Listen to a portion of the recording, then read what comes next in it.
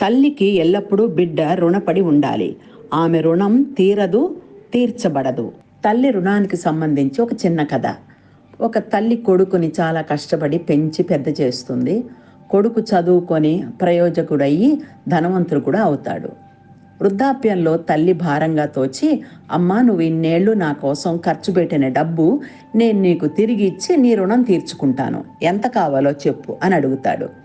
దానికి తల్లి, బాబు నువ్వు నాకు డబ్బేమీ ఇవ్వక్కర్లేదు, ఒక్కరోజు మాత్రం పూర్తిగా నాతో గడుపు చాలు అని అడుగుతుంది. కొడుకు సరేనని సమ్మతిస్తాడు.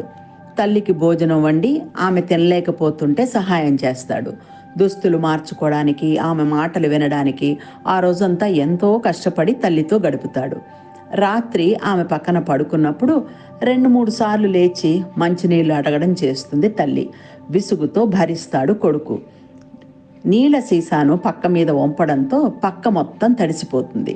దాంతో కోపంతో కొడుకు, ఏ పని సరిగ్గా చేయలేవా, ఎక్కడ పడుకోవాలి, పగలంతా విసిగించావు, రాత్రి కూడా పడుకోనివ్వవా అని అరుస్తాడు. దానికి తల్లి, ఒక్కరోజు ఓపికతో నన్ను చూసుకోలేకపోయావు, నీకు జ్ఞానం వచ్చే వరకు ఈ పనులు ప్రతిరోజు నేను నీకు చేసేదాన్ని, ఎన్నో నిద్రలేని రాత్రులు గడిపాను, డబ్బుతో నా రుణం ఎలా తీర్చుకోగలవు, ఎన్ని కోట్లు ఇస్తే నీకు నా రుణం తీరుతుంది అని ప్రశ్నిస్తుంది తల్లి.